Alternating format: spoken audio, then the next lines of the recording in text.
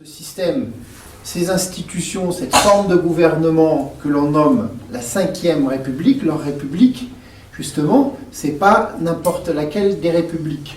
C'est la cinquième. C'est que elle se place dans une lignée, dans une longue série de républiques, puisque c'est la cinquième. C'est succession de la quatrième, de la troisième, de la deuxième et de la première République, c'est-à-dire celle qui s'est imposée après le grand bouleversement qu'a constitué la révolution bourgeoise de 1789, que l'on appelle à tort la Révolution française, puisqu'elle était anti-française et anti-naturelle. De ça, eh bien, il y a un constat. Le système n'est pas réformable, le système n'est pas amendable.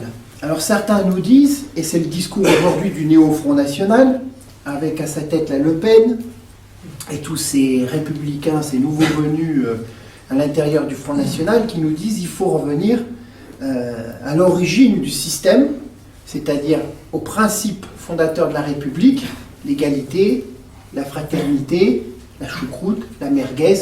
Tous ces principes, enfin ces faux principes sont que on ne peut rétablir la France, et avec la France dans son cadre de civilisation européenne, qu'à travers une révolution nationale. Révolution au sens étymologique du mot, c'est-à-dire en imposant un ordre nouveau, et national, parce qu'aujourd'hui le système n'est plus au service des Français, n'est plus au service de la communauté nationale, il n'est plus au service du peuple,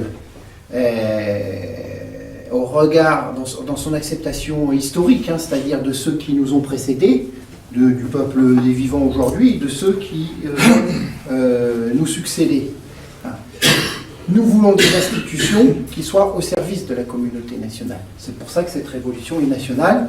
Et puis, comme par hasard, c'est un petit clin d'œil à l'histoire, puisque l'entreprise de restauration de la France, après cette défaite subie de 1940, l'œuvre du maréchal était qualifiée de révolution nationale, si vous voulez. Voilà, donc c'est en quelque sorte une seconde révolution nationale qu'il nous faut. Conquérir l'État pour résoudre le problème de l'immigration. Parce que c'est la conséquence de l'immigration. Donc si on veut résoudre ce problème de l'islam, il faut résoudre le problème de l'immigration. Pour résoudre le problème de l'immigration, ça ne se fera pas avec un pied de cochon, une tête de cochon balancée sur un terrain où on va construire une mosquée ou sur une mosquée. Donc ça, c'est une réaction qu'on comprend très bien, une réaction première, je dirais, où on s'appuie sur nos traditions dans les campagnes du cochon, mais ça ne suffit pas. C'est pas une réponse qui est efficace. Il faut, à une croyance aussi forte que celle de l'islam, il faut opposer une croyance plus forte encore, plus forte. Donc, pour résoudre ce problème d'islam, il faut résoudre le problème de l'immigration. Pour résoudre le problème de l'immigration, il faut conquérir l'État. Pour conquérir l'État, il faut faire vaincre la révolution, faire triompher la révolution nationale et détruire l'idéologie qui est en place, le judaïsme politique. Donc, on peut travailler autrement. Regardez, je vais vous donner un autre exemple. Regardez la puissance que constitue, comment s'appelle-t-il, les témoins de Jéhovah. Témoins de Jéhovah. Les témoins de Jéhovah ne passent jamais à la télé. Ils ne manifestent jamais. Pourtant, c'est une puissance considérable. Qui n'a pas eu, chez lui, deux clampins qui sonnent et qui vous expliquent que Jésus est de retour, hein, en vous distribuant des prospectus vantant la Bible. Les témoins de Jéhovah, pas de manifestation, pas de bruit, pas d'affichage, pas de télévision, et pourtant c'est une puissance considérable, parce qu'ils grignotent le terrain, parce qu'ils sont à la conquête des âmes et des esprits, justement. Alors c'est des faux principes, mais vous voyez qu'il y a différentes formes d'action, et différentes formes d'action avec une grande efficacité. Les institutions sont au service d'une petite minorité de financiers apatrides, d'une oligarchie qui est au pouvoir. Pourquoi ? Parce que l'élection, ceux qui font l'élection, c'est ceux qui financent l'élection. Ceux qui financent l'élection, ce sont ceux qui ont l'argent, ce sont les financiers. Une fois le politique élu, eh bien il a des comptes à rendre. Non pas qu'il va rembourser sa dette en monnaie, en euros, comme le prêt d'une banque, mais il va rembourser sa dette dans la politique qu'il va mener et qui va servir les intérêts de cette oligarchie. Par exemple, en vendant les bijoux de famille, tout ce qui rapporte et qui ont été financés par les impôts, par nos impôts ou les impôts de nos parents. Exemple, les autoroutes. Quand les autoroutes ont commencé à rapporter de l'argent, eh bien, on le vend aux financiers, aux grandes sociétés, aux grands trusts. Quand la manne financière que constituent les télécoms, les téléphones, on le vend aux intérêts privés, aux oligarques, etc., etc. Il y a BBR qui a signé le meurtre, en quelque sorte, le crime. Quand il a dit, de toute façon, le système est simple, on privatise les profits, on socialise les pertes. Ça veut dire quoi? Ça veut dire que tout ce qui rapporte de l'argent, eh bien, on le vole à l'État et on le met, les politiques le mettent dans les mains des financiers, des oligarques, et tout ce qui coûte de l'argent, eh bien, c'est les cochons payants que nous sommes, avec nos impôts, qui vont financer. L'élément social le plus grand qui défend le mieux les individus, eh bien, ces lois-là, elles sont éternelles, ce sont les mêmes. C'est celles-là qu'il faut défendre. À commencer, je vais vous donner un exemple simple. C'est que l'institution la plus petite, c'est la famille. C'est la famille. C'est pour ça d'ailleurs qu'ils ont mis une grande énergie, la subversion, pour détruire la famille, pour casser la cellule familiale. Parce que quand on brise ce qui constitue le fondement de toute société pérenne, la famille, constituée d'une papa et d'une maman qui transmettent la vie, parce que la finalité de la famille, c'est ça. La famille, elle n'est pas fondée pour les parents, mais pas fondée pour l'individu. D'ailleurs, le droit de la famille s'appuie sur l'enfant, la protection et l'éducation des enfants. Le droit de la famille, c'est ça. C'est pas le mariage pour tous, où la famille serait la satisfaction individuelle de l'individu. J'aime mon chien, je me mets en couple avec mon chien. C'est par rapport à moi-même. La finalité, c'est de l'absurde. On parle de sans-papiers. C'est pas des sans-papiers, c'est des hors-la-loi, des clandestins. C'est pas des sans-papiers, ça veut dire quoi, sans-papiers? Ils ont perdu leur papier à la gare en arrivant? Non. Ce sont des hors-la-loi, ce sont des criminels.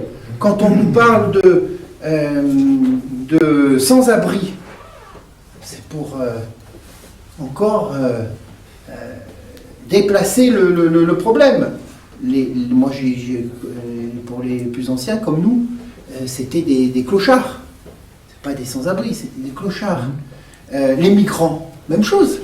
Le statut de migrant, ça voudrait dire que le migrant, c'est quelqu'un qui a vocation, qui vient de on ne sait où, et qui a vocation à s'installer chez nous. C'est ça le migrant. Non. Ce sont des immigrés qui viennent d'un pays étranger. Ce sont des Syriens, ce sont des Égyptiens, ce sont des Kenyans, ce sont, etc., des Afghans, etc. Du vocabulaire. Refuser le vocabulaire de l'adversaire. Imposer notre vocabulaire. On impose notre vocabulaire, on impose nos principes. On impose notre pensée. On gagne un esprit. C'est très important. Très, très important. L'exclusion du fondateur et du père du président du Front National. Avec l'exclusion de Jean-Marie Le Pen, au moins tout était clair. Les ambiguïtés sont levées. Ce que nous disions, nous, c'est-à-dire que la Le Pen, ça fait longtemps qu'elle a rallié le système. Vous la connaissez, on a beaucoup ici été au Front National. Qu'elle est en main des lobbies. Marine Le Pen, quand le 11 septembre a lieu, c'est une des premières à survoler en hélicoptère les ruines fumantes du World Trade Center. C'est-à-dire qu'elle est en main des conservateurs américains. À peine élue au Parlement européen, elle s'inscrit quoi? Elle s'inscrit où? Elle s'inscrit au groupe des amitiés euro-israéliens. Elle était avec Gobert, par exemple, dans le groupe des amis d'Israël au Parlement européen, avant même qu'elle soit présidente du Front National. On la connaissait. Elle a toujours pris position contre la famille, elle a toujours pris position pour l'avortement. Quand elle a dit que ceux qui étaient pour le maréchal et pour le catholicisme à l'intérieur du Front National pendant la campagne n'avaient qu'à foutre le camp, c'est à quoi beaucoup ont répondu, eh ben, si c'est comme ça, je m'en vais, et ont rendu leur carte. Je signale que la patrie, c'est la terre des pères. La patrie, c'est la terre des pères. Comment peut-on prétendre défendre la patrie quand on rejette son père comme elle l'a fait? C'est pas possible. C'est pas possible. Et c'est tout ce qui nous oppose et nous différencie à ces gens-là. À ces gens-là. 2015, pour ça, ça a levé les ambiguïtés. Parce que cette année va être difficile. C'est une année de combat. Nos idées progressent. La société française est balayée par, et européenne, la société française et européenne sont balayées par des vents qui nous sont favorables. Les lignes de force vont du mondialisme au nationalisme, et c'est pour ça qu'il y a une répression terrible. Et c'est pour ça qu'il faut s'adapter à la situation de cet état d'urgence et que les coûts du système vont redoubler. Mais c'est la preuve que nos idées progressent, que nous allons dans le bon sens.